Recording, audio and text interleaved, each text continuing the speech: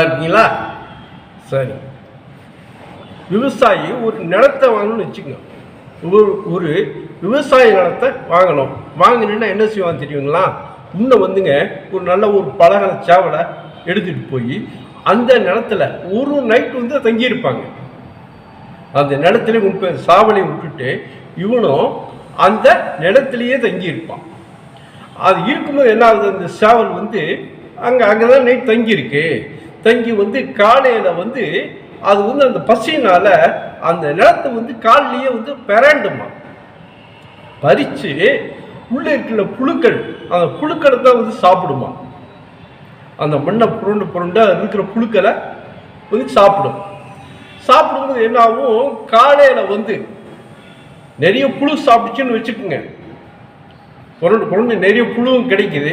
புழுங்களை வந்து தெம்ப நல்லா சாப்பிட்டுடுது. சாப்பிட்டா என்ன செய்யும், காலையில வந்து பயங்கரமா கூவும், ரொம்ப ஜோரா கூவும். சரி, அந்த பிறண்டும் போது வந்து புழு ஏதாவது 1-2 தான் கிடைக்குது அப்படின்னு அதை சாப்பிடுச்சுன்னா ஒன்றும் தாக்கத்து இல்லாமல் இருக்கும், சக்தி இல்லாமல் இருக்கும். ஏதோ பேருக்கு கூவும்.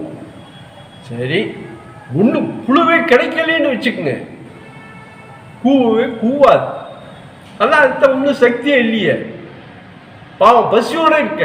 அப்புறம் எங்கே கூவ போகுது? கூவவே கூவாது. இதை வச்சு அந்த நிலம் வந்து நம்ம விவசாயத்துக்கு ஆகுமா, பயிர் வச்சா நல்லா செழிப்பாக வளருமாங்கிறது அந்த விவசாயம் வந்து தெரிஞ்சுக்குவாங்க. அந்த பூமியில வந்து புழுக்கள் இருந்தால்தான் வந்து விவசாயமும் செழிப்பு நல்லா இருக்கும். இல்லைங்கும் போது அது எப்படி இருக்கும், இருக்காது. இதை வந்து அந்த ஒரு சேவலை கொண்டு போய் வச்சு அந்த நிலத்தோட தராதரத்தை வந்து கிளீனா ஒரு விவசாயி தெரிஞ்சுக்கிட்டு அப்புறம் தான் அதை வாங்கலாமா வாங்கக்கூடாதாங்கிற முடிவே பண்ணுவானாங்க. அந்த காலத்துல அந்த விவசாய விஞ்ஞானிக வந்து இப்படித்தான் வந்து நிலத்தை வந்து ஆராய்ச்சி பண்ணி கண்டுபிடிச்சு வாங்கியிருக்காங்க. நல்ல நிலம் இது வாங்கலாம் அப்படின்னு சொல்லி போட்டு அதுக்கு தகுந்த மாதிரி ரேட்டை பேசி நிலத்தை வாங்கி பயிர் வச்சு செழிப்பா செஞ்சிருக்காங்க. அந்த காலத்து விஞ்ஞானிங்க இப்படிதான் செஞ்சிருக்காங்க. அதே மாதிரிங்க இந்த விவசாய நிலத்துல விவசாயத்துக்காக தண்ணி வேணும், கிணறு தோண்டணும். அந்த கிணறு எங்க வந்து தண்ணி நல்லா இருக்கு, எங்க தோண்டலாங்கிறதுக்காக எப்படி தெரியுமா கண்டுபிடிச்சிருக்காங்க அந்த காலத்து விவசாயிக. ஒரு இடத்துல வந்து நம்மளுக்கு வந்து கிணறு தோண்டணும், அங்கதான் தண்ணி வேணும் அப்படின்டா அந்த இடத்த வந்துங்க அப்படியே வளைச்சு வந்து ஒரு தடுப்பு மாதிரி போட்டுருவாங்க. போட்டு அதுக்குள்ள வந்து அவங்க வந்து பசு மாட்டை கொண்டு வந்து விட்டுருவாங்க. மேயருக்கு அது குறிப்பிட்ட ஏரியா, நமக்கு எந்த ஏரியாவில் வந்து கிணறு வேணும் அந்த ஏரியாவில் வந்து அதை விட்டு அந்த பசு மாடு வந்து வெளியே வராத மாதிரி ஒரு தடுப்பை வந்து போட்டுறதுங்க. போட்டுட்டு அதுக்குள்ள வந்து பசு மாட்டை ஒரு 4-5 நாளைக்கு அந்த பசு மாட்டை மேயறதுக்கு அதுக்குள்ளேயே விட்டுறது. அது வந்து மேய்ஞ்சிட்டு அசைப்படுறதுக்கு வந்து ஒரு இடத்துல வந்து உட்காந்து அசைப்படும்.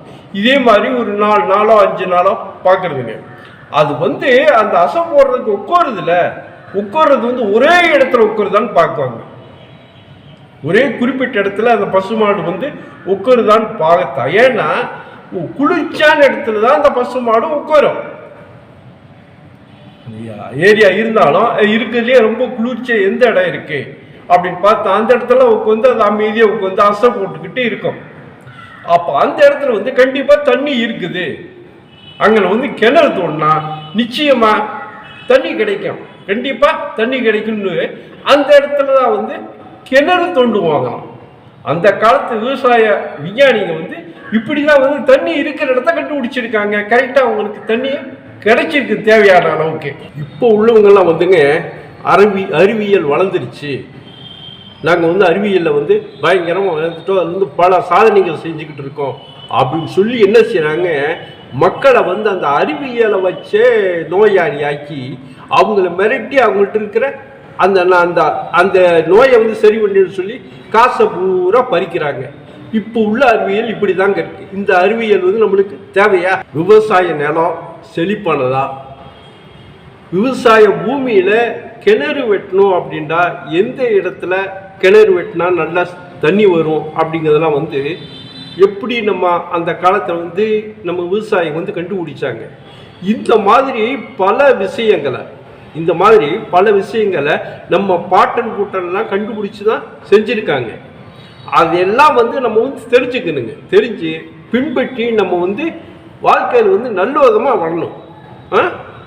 சரி, வேற ஒரு நல்ல வீடியோவோடு உங்களை சந்திக்கிறேன். நன்றி.